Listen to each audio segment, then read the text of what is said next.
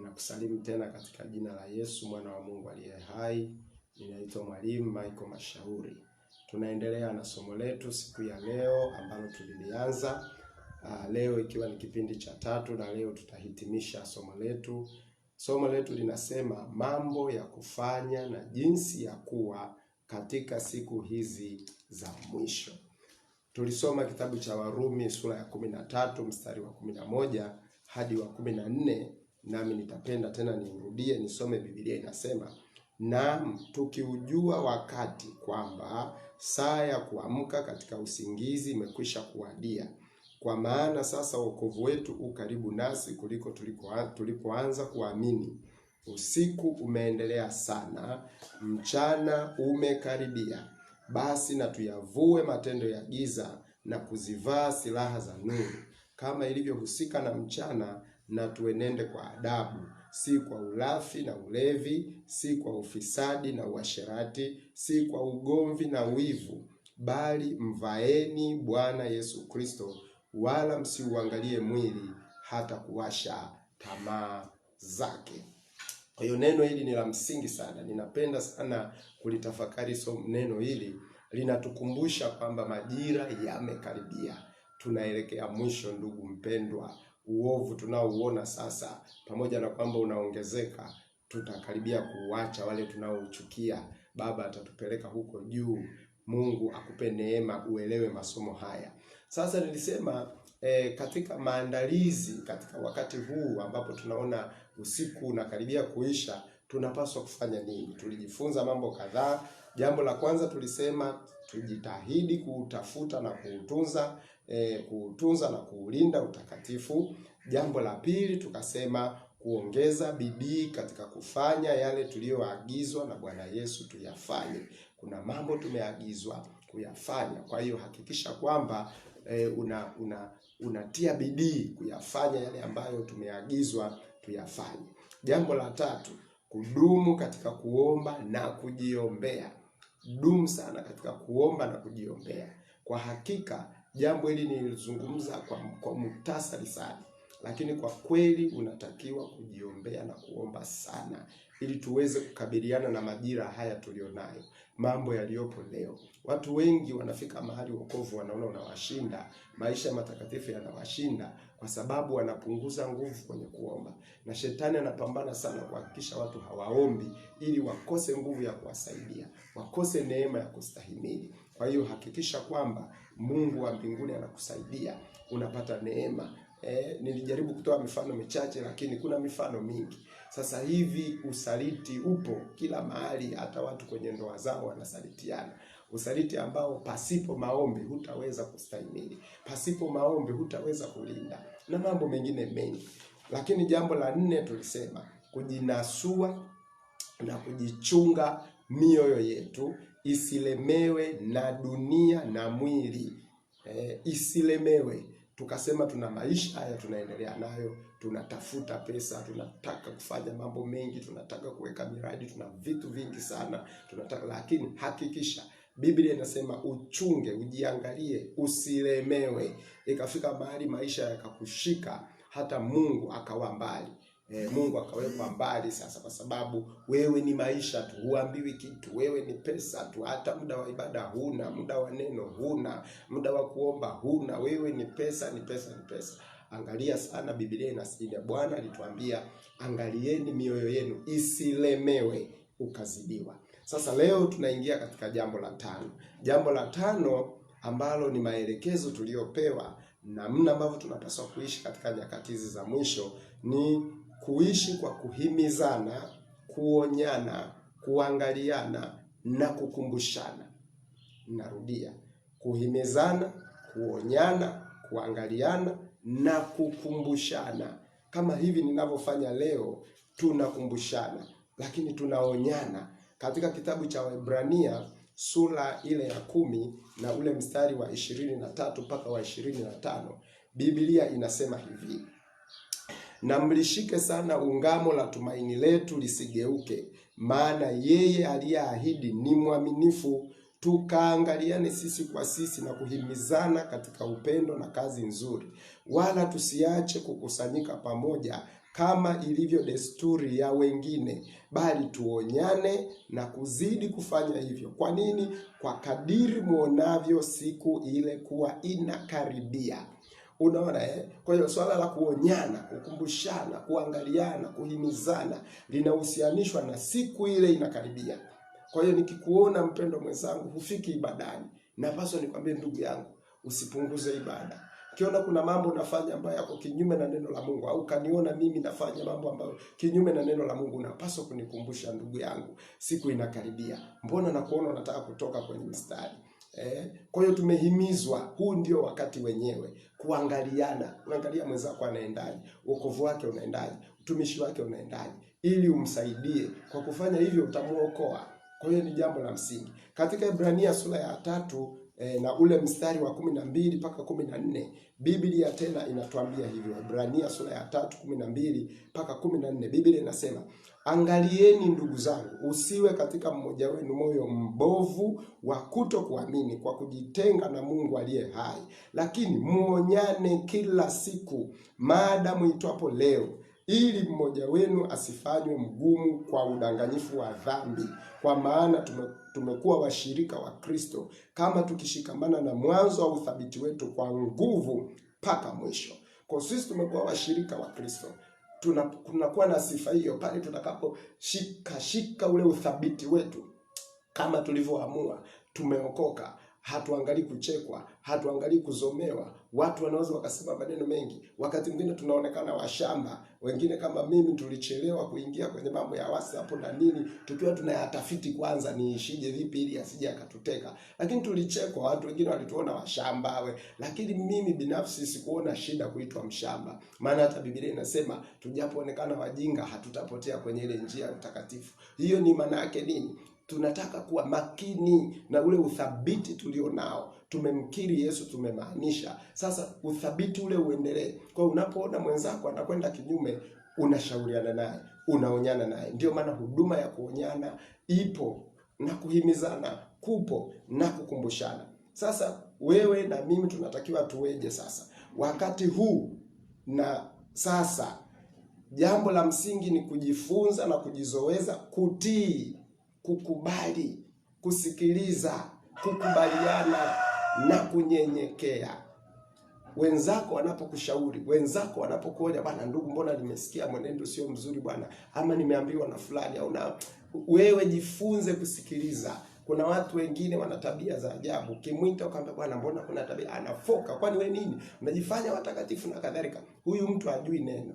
Biblia inasema tuangaliane, tuonyane, tuhimizane kwa upendo, kwa sababu siku ile inakaribia. Hata kama ni mchungaji, ni askofu, ni nani, ni nabii, ni mtume, unapaswa kuhimizwa na wenzio, kuonywa, kuangaliwa, kuchunguza. Bwana, huduma yako ilianza vizuri, lakini mbona tunaona unaenda vibaya? Na kama kweli una roho wa Mungu, utanyenyekea, utasikiliza, utajiuliza. Kama wanakusingizia au imekuwa ni vinginevyo, au walikuelewa tofauti, utawaelewesha kwa upole na sio kwa ugomvi. Na hiyo ndio tabia ya kwenda mbinguni. Hilo ni hoja ya msingi, na ni jambo la msingi, na ni maelekezo ya msingi ambayo tunapaswa kuwa nayo wale ambao tunajiandaa kwenda mbinguni. Wote waenda mbinguni ni laini, mioyo yao sio migumu, ni kama nyama ya steki, wanalainika, wanaelekezwa, wanapondeka. Hawa ndio wanaenda mbinguni. Mungu akubariki kwa kuelewa hilo. Jambo la 6, maelekezo ya 6 tuliyopewa katika nyakati hizi za mwisho ambapo tunaitarajia nuru.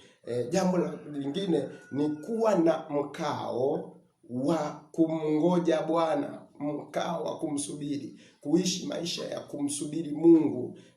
Unangoja kama vile mtu ambaye yuko stendi. Unajua mtu ambaye yuko stendi na mtu ambaye yuko mahali pengine wako tofauti. Huyu aliye stendi anasubiri mgeni, atakuwa akiona basi linakuja, anatazama ni basi gani, analichungulia, je, ndio hilo basi namtarajia mgeni wangu. Akiona hata kama mabasi yao yako mabasi 2 matatu kwenye kampuni hilo, kila basi la kampuni ile atakwenda mlangoni, atachungulia aone ndugu yake kashuka. Lakini hakai tu hivi, atapiga simu. Wengine wanatafuta na namba ya konda kabisa ili aulize awe anafuatilia. Sasa watu wanaotaka kwenda mbinguni wanatakiwa wawe na mkao huo. Katika Mathayo sura ile ya 24, Mathayo 24, Biblia inasema hivi. Mathayo 24 mstari wa 42 mpaka wa 44, tunasoma hivi. Mathayo 24 mstari wa 42 mpaka wa 44. Biblia inasema, kesheni basi, kwa maana hamjui ni siku ipi atakayokuja Bwana wenu. Lakini fahamuni neno hili, kama mwenye nyumba angalijua ile zamu mwivi atakayokuja, angalikesha, wala asingaliacha nyumba yake kuvunjwa. Kwa sababu hiyo, ninyi nanyi jiwekeni tayari, kwa kuwa katika saa msiyodhani Mwana wa Adamu yuwaja. Ninyi nanyi jiwekeni tayari, jiweke tayari. Sasa hii ni hali ya kujiweka tayari kifikra, kimawazo, kivitendo. Maana unakuwa na matendo ambayo yanamngoja Bwana. Matendo kama kujitakasa. Umeona dhambi, sema Mungu wangu, Bwana akinikuta katika hili itakuwaje? Unatubu, unaliweka pembeni. Kuna matukio, kuna picha unaona ghafla picha ambayo imetokea kwenye simu yako au kwenye laptop, za Mungu wangu, akija Bwana akanikuta natazama itakuwaje? Kivitendo, unaweka vitu mbali kivitendo. Mtu anakushawishi uingie kwenye uasherati, kwenye wizi, kwenye utapeli. Kinachotokea unafanya nini? Wewe sasa unasema haiwezekani. Mungu akinikuta nafanya hili itakuwaje? Kwa hiyo huo ndio mkao wa kujiweka tayari kivitendo, lakini pia hata kimipango. Unajua watu wengi wana mipango ya kukaa tu hapa, wana mipango. Watu waenda mbinguni wamejiweka tayari pia kimipango. Ndio utakuta watu wana ratiba na programu za kumtafuta Mungu, programu za kukesha na kuomba, programu mbalimbali za ibada na vitu kama hivyo, wana mipango. Na kisaikolojia, maana yake tunajiweka pia tayari kisaikolojia kujua kwamba hivi vilivyopo nitaviacha wakati wote, Bwana atarudi saa yoyote. Kwa hiyo unajiweka tayari hata kisaikolojia. Na hivyo ndivyo walivyoishi watakatifu wa zamani, wenzetu wa kale, tofauti na sisi sasa hivi tunaona kama hapo ndo tulishafika duniani. Lakini tuwe na mkao wa kumsubiri Bwana. Katika Wakorintho wa kwanza sura ile ya kwanza mstari wa 6 mpaka wa 9, Biblia inasema hivyo. Wakorintho wa kwanza sura ile ya kwanza mstari wa 6 mpaka wa 9, Biblia inasema, kama ushuhuda wa Kristo ulivyothibitika kwenu, hata hamkupungukiwa na karama yoyote, mkikutazamia sana kufunuliwa kwake Bwana wetu Yesu Kristo. Hawa wenzetu wa Korinto walitazamia sana kufunuliwa kwa Bwana, wakatazamia, wakasubiri. Kwa hiyo hicho ndicho kitu kilichokuwa ndani yao. Wanakwenda kwenye ibada, lakini fikra zao zinamsubiri Bwana, wanamtarajia Mungu. Katika Ufunuo sura ya 3 na ule mstari wa 10 tunasoma hivi pia. Ufunuo sura ya 3 na ule mstari wa 10, Biblia inasema hivi. Neno la Mungu linasema katika Ufunuo sura ile ya 3 na ule mstari wa 10, Biblia inasema, kwa kuwa umelishika neno la subira yangu, mimi nami nitakulinda utoke katika saa ya kuharibiwa iliyo tayari kuujilia ulimwengu wote, kuwajaribu wakaao juu ya nchi. Biblia inasema kwa kuwa umelishika neno la subira yangu, unanisubiri. Ulijua nikwambia msifadhaike mioyoni mwenu na kwenda kuandalia makao, nitakuja kuwachukua. Kwa lile neno la kumsubiri Mungu umelishika, umelitumaini, unaendelea na Bwana. Biblia inasema kwa kuwa umelishika neno la kumsubiri Bwana, atakuja kutoa kwenye saa ya uharibifu iliyo tayari kuujilia ulimwengu wote. Ni muhimu sana. Sasa haya maisha ya kumsubiri Bwana, kukaa tayari, ndiyo yanayoelezwa katika Wakorintho wa kwanza sura ya 7 mstari wa 29 mpaka wa 31. Nitakusomea kitabu cha Wakorintho wa kwanza sura ile ya 7 mstari wa 29 mpaka wa 31.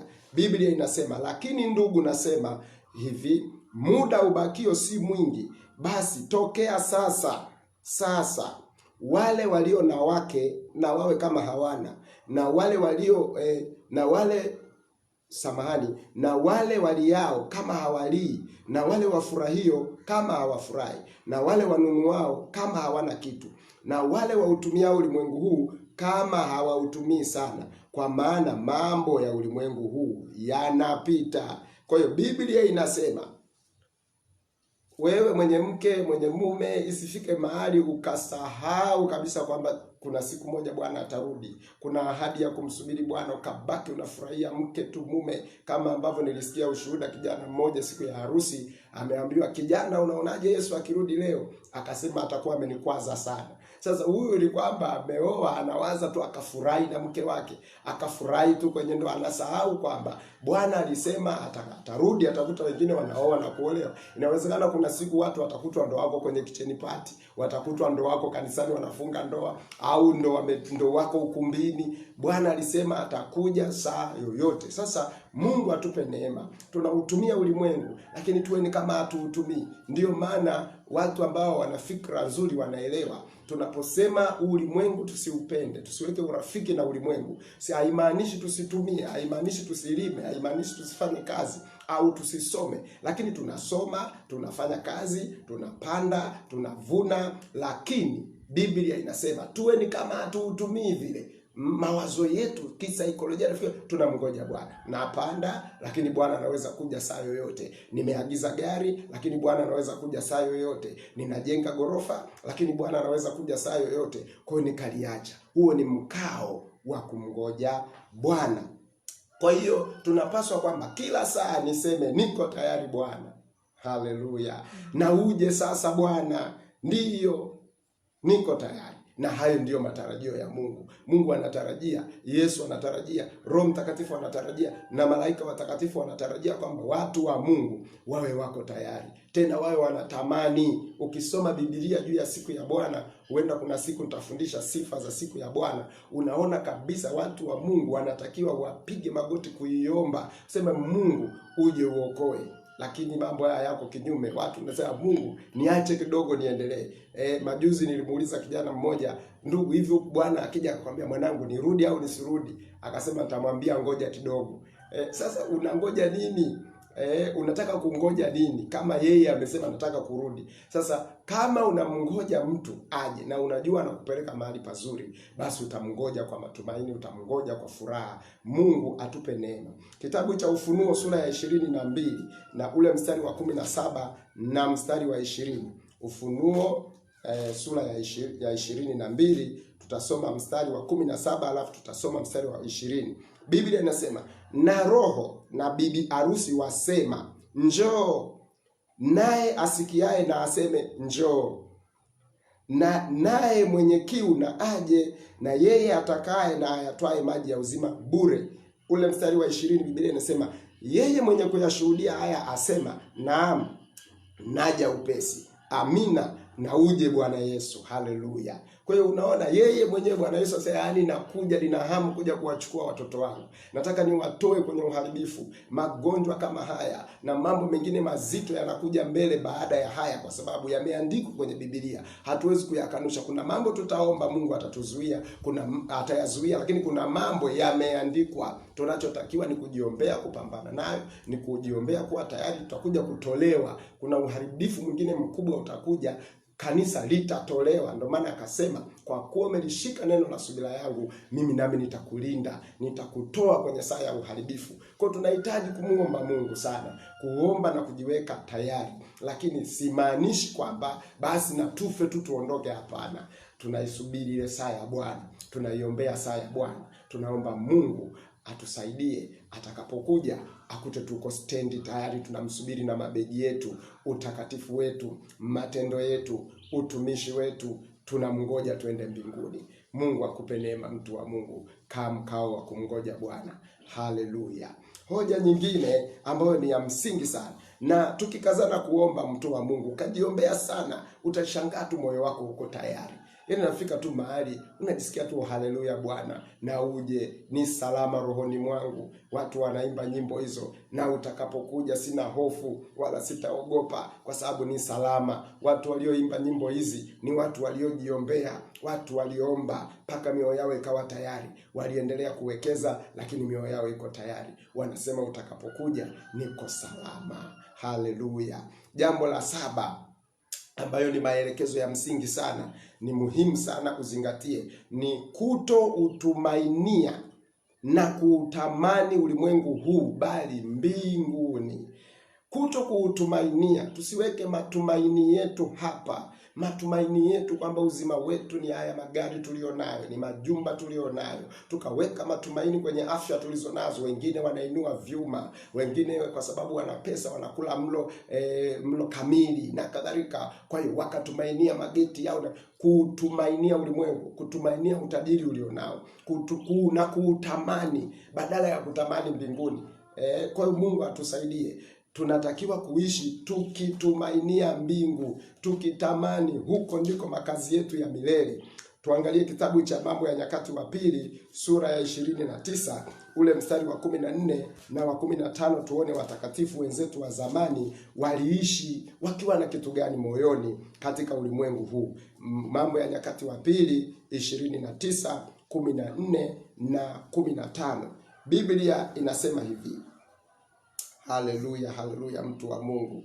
Ni Mambo ya Nyakati wa kwanza, Mambo ya Nyakati wa kwanza 29, nitasoma mstari wa 14 mpaka wa 15. Biblia inasema, lakini mimi ni nani na watu wangu ni nani hata tuweze kutoa kwa hiari hivi? Kwani vitu vyote vyatoka kwako, na katika vitu vyako mwenyewe tumekutolea.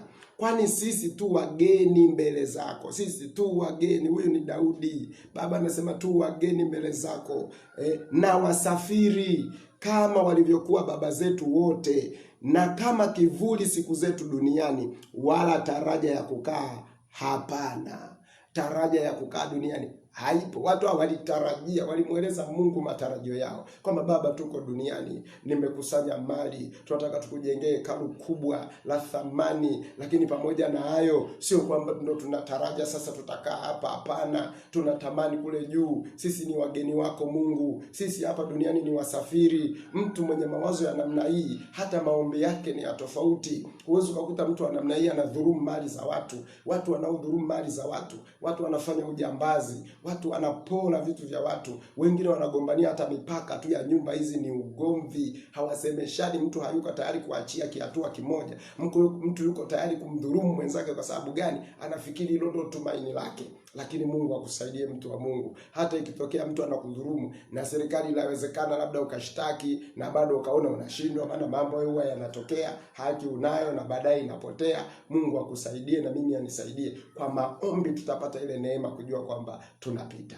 Unaweza ukaviachia. Ukiwa na mawazo haya utaviachia. Na wenye mawazo haya hawana hata ubairi kwa Mungu, watamtolea Mungu kwa sababu wanajua tunapita. Kwa hiyo haya ndiyo mawazo ya watakatifu ambao wanakwenda mbinguni.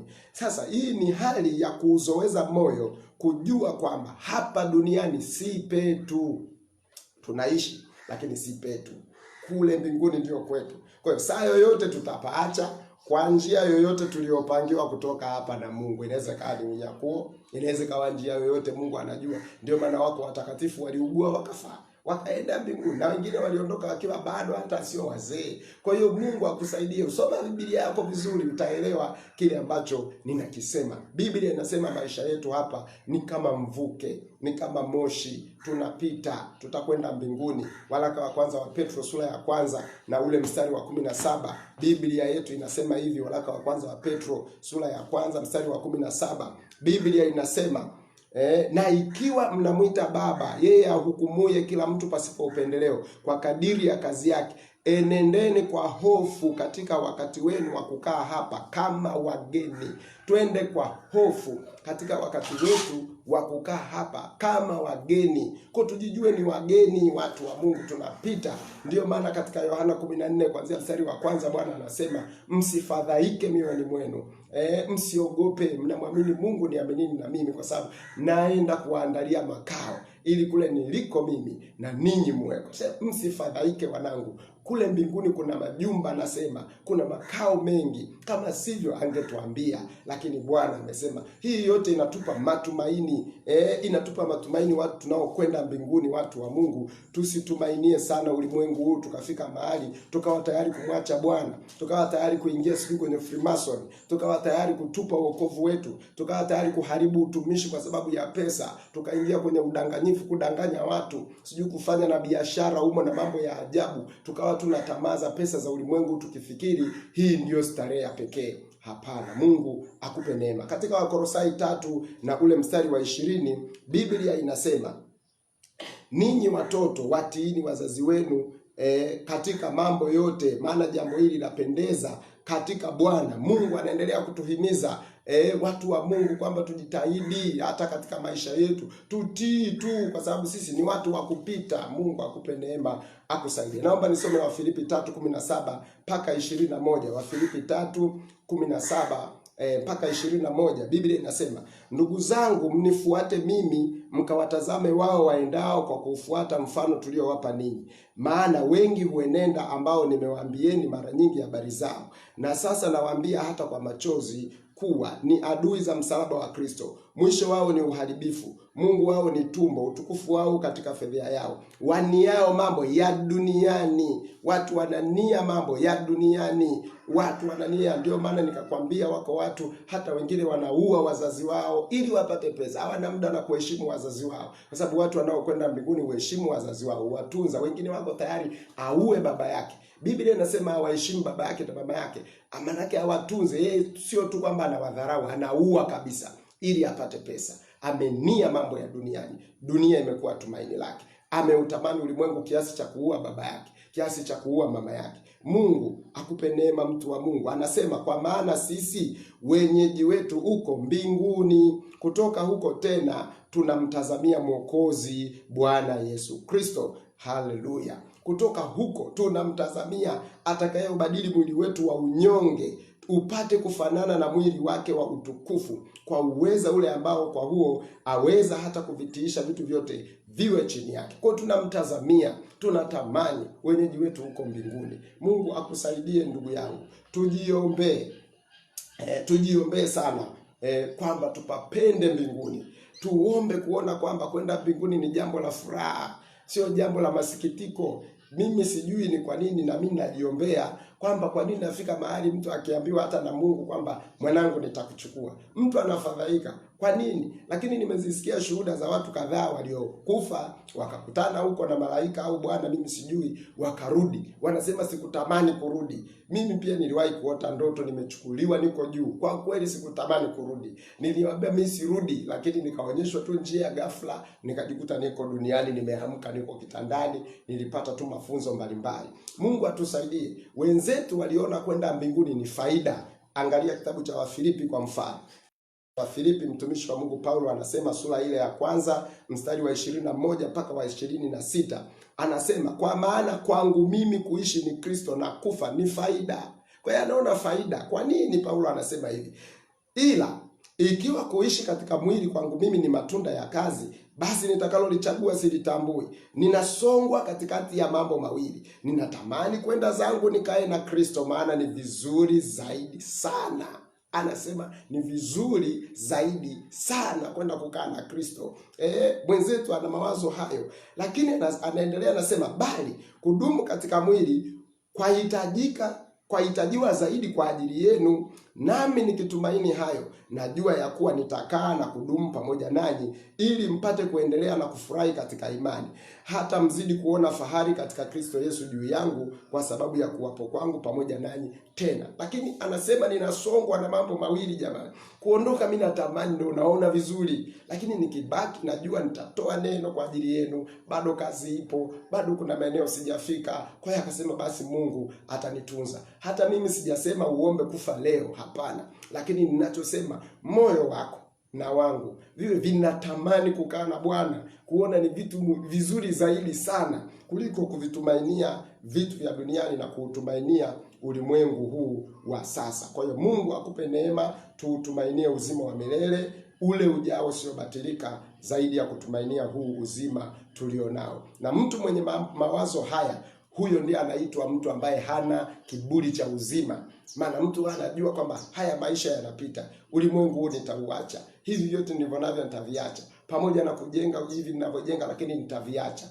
Kule mbinguni ndio kuzuri zaidi, maisha yale ndio mazuri zaidi. Kwa hiyo mtu wa namna hiyo atapata neema kubwa ndani ya moyo wake kwa Bwana, na atapata mzigo wa kuomba, na kwa hakika Mungu atamfurahia, na kwa hakika atajitakasa, kwa sababu anajua kuna mahali ninakokwenda. Mungu akusaidie na mimi anisaidie katika jina la Yesu, tuweze kuyashika na kuyaelewa hayo. Jambo la 8 ambalo ni la mwisho katika somo letu hili, ni kuwa tayari. Utanielewa vizuri, mambo mengine yatatokea kule baadaye, sasa hivi unaweza usielewe kwa sababu hayapo. Kuwa tayari kifikra, na kisaikolojia, kujitoa kufa au kuuawa au kuuliwa watu wetu kwa ajili ya jina la Yesu. Hii ni hoja nzito. Sijasema mambo hayo yapo sasa kwenye nchi zetu, ingawa baadhi ya nchi duniani tumesikia vitu hivyo vipo na viliwahi kutokea, lakini mimi ninakueleza mambo ya siku za mwisho kwa sababu Biblia inasema yatakuwepo. Itafika mahali jina la Yesu litakuwa kero, watu hawatataka kulisikia. Kuna mahali fulani sasa hivi hata baadhi ya maeneo ukienda wanasema kwenye vikao, ukiomba usitaje jina la Yesu, sema tu amen basi, kwa sababu lile jina halitakiwi. Tayari kuna viashiria, dalili huko tunakoelekea mbele. Sasa mtu atakayekuwa anataja jina la Yesu atashughulikiwa. Sasa tunatakiwa tukae tayari, hatujui itatokea wakati gani. Mara nyingi tunasema mambo haya yatatokea, kanisa limeshanyakuliwa, lakini soma vizuri Biblia yako. Kuna mahali nasema kwamba hapa ndipo penye hekima na akili na subira ya watakatifu. Sasa kuna watakatifu watakaokutwa na mambo fulani. Mungu atusaidie, ambayo yatakuwa yanakuweka katikati ya njia panda, kwamba unamkiri Bwana, unakiri jina la Yesu au unauawa. Ufunuo sura ya 2 na ule mstari wa 10, Biblia inasema usiogope mambo yatakayokupata. Tazama, huyo ibilisi atawatupa baadhi yenu gerezani ili mjaribiwe, nanyi mtakuwa na dhiki siku 10. Uwe mwaminifu hata kufa, nami nitakupa taji ya uzima. Kumbe kuna wakati mtu anaweza akakabiliwa na mauti kwa ajili ya Bwana, lakini Biblia inachotaka pale kwa sio kumuokoa. Biblia inasema uwe mwaminifu hata kufa. Kwa tunatakiwa kujiombea. Hizi hoja ambazo zimekuja, maelekezo haya mwisho yanahitaji sana mtu anayejiombea. Mtu anaomba, unaombea mambo mengine. Tunavunja ngome za giza, kupata mali, kupata maisha, lakini kumbuka pia kuiweka nafsi yako, kuijaza nguvu za Mungu, kuwa tayari kukabiliana na mambo haya. Katika Matendo ya Mitume sura ile ya 21 mstari wa 10 mpaka wa 14, tunaona mfano kwa mtumishi wa Mungu Paulo. Matendo ya Mitume 21 mstari ule wa 10 mpaka wa 14, Biblia inasema maneno haya. Matendo 21:10 mpaka 14 anasema, basi tulipokuwa tukikaa huko siku nyingi, nabii mmoja jina lake Agabo akashuka kutoka Uyahudi. Alipotufikia akautwaa mshipi wa Paulo, akajifunga miguu na mikono, akasema, Roho Mtakatifu asema hivi, hivyo ndivyo Wayahudi wa Yerusalemu watakavyomfunga mtu mwenye mshipi huu, nao watamtia katika mikono ya watu wa mataifa. Basi tuliposikia haya sisi na watu wa mahali pale, tukamsihi asipande kwenda Yerusalemu. Ndipo Paulo alipojibu, mnafanya nini kulia na kunivunja moyo? Kwa maana mimi licha ya kufungwa ni tayari hata kuuawa katika Yerusalemu kwa ajili ya jina la Bwana Yesu. Alipokataa shauri letu, tukanyamaza tukisema, mapenzi ya Bwana na yatendeke. Unaweza kuona mfano ukafikiria ni maisha ya Paulo. Haya sio maisha ya Paulo tu. Sisi pia tumejengwa juu ya misingi ya mitume na manabii. Huwezi kujua siku moja ukakutana na mazingira kama haya, kukawa na vitisho mbele yako ambavyo vinataka ukane vitu fulani vya huduma yako, na hasa jina la Yesu. Huku mwisho tunakoenda, hili jina litakuwa kero. Soma vizuri Biblia yako, litakuwa kero kwa watu wale watakaolikiri. Kuna mambo watapitia. Sasa tunapaswa kujiandaa, kuwa tayari. Katika Mathayo 10:22 tunasoma hivi. Mathayo sura ya 10 na ule mstari wa 22, Biblia yetu inasema hivi. Mathayo 10:22 anasema, nanyi mtakuwa mkichukiwa na watu wote kwa ajili ya jina langu, lakini mwenye kuvumilia hata mwisho ndiye atakayeokoka. Kwa tunakoelekea, jina Yesu litakuwa tatizo. Mungu atupe neema, tujiombee, tuwe tayari. Baba, niko tayari kwa ajili ya unyakuo, nitie nguvu, nipe utayari kwa ajili ya lolote litakalotokea, ila nisilikane jina lako. Ombea na wale uwapendao, ombea na watoto wako, kwa sababu unaweza ukashangaa mambo ya usaliti yakaja pale. Watoto wanasema, hapana, mimi siko tayari kufa baba, mimi jina tu hili bwana, hapana. Au wazazi wakasema mwanangu bana, wote tu acha kukiri hilo jina, wewe ukasema hapana. Ndipo wazazi wanasema jamani, fanyeni mnachokitaka kwa wale watu. Hapo ndio mambo ya kusalitiana yanapokuja. Mungu atusaidie. Tunapaswa kuwa tayari. Kwa hiyo tunapaswa kuishi tukijua kuwa dunia na watu wake, watu waovu ambao watafunuliwa muda sio mrefu, sio marafiki zetu. Wakati fulani Mungu akusaidie kutafakari mambo haya. Dunia hii inachukia wale wanaopinga mambo yake. Dunia hii inachukia watu ambao wako kinyume na yale ambayo yenyewe inataka yafanyike, na wanajiandaa kutuondoa watu wa Mungu. Tunahitaji kuwa makini. Katika Yohana 7:7 Biblia inasema hivi. Leo nataka tumalizie somo hili. Yohana sura ya 7 na ule mstari wa 7. Biblia inasema hivi: ulimwengu hauwezi kuwachukia ninyi, bali unichukia mimi. Kwa sababu gani? Kwa sababu mimi naushuhudia ya kuwa kazi zake ni mbovu. Kwa hiyo kama tunashuhudia ulimwengu kazi zake ni mbovu, na ulimwengu ni watu, tutawapinga, tunasema hapana, tutabishia, wale watu lazima watuchukie, na wakituchukia watafanya lolote wanaloliona kuwa jema kwao. Yohana 15:18 mpaka 21 Biblia inasema hivi. Yohana 15:18 hadi 21 anasema, iwapo ulimwengu ukiwachukia, mwajua ya kuwa umenichukia mimi kabla ya kuwachukia ninyi. Kama mngekuwa wa ulimwengu, ulimwengu ungewapenda walio wake. Lakini kwa kuwa ninyi si wa ulimwengu, bali mimi naliwachagua katika ulimwengu, kwa sababu hiyo ulimwengu huwachukia. Lakini likumbukeni lile neno nililowaambia, mtumwa si mkubwa kuliko bwana wake. Ikiwa waliniudhi mimi, watawaudhi ninyi. Ikiwa walilishika neno langu, watalishika na lenu. Lakini haya yote watawatenda kwa ajili ya jina langu, kwa kuwa hawamjui yeye aliyenipeleka. Haya watawatenda kwa ajili ya jina langu.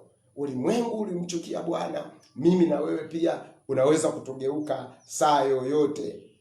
Mungu wa mbinguni akupe neema. Kwa hiyo hakuna haja wakati mwingine ya kujipendekeza sana kwenye ulimwengu. Tunahitaji kusimamia neno la Bwana. Tupige injili, kwa sababu saa inakuja ulimwengu wenyewe tu utachukua hivi vitu tunavyovikusanya, utawapa walio wake. Kama umewahi kusikia New World Order inakuja, ni kwamba dunia itaamua kuchukua vilivyo vyake na kuwapa watu wake.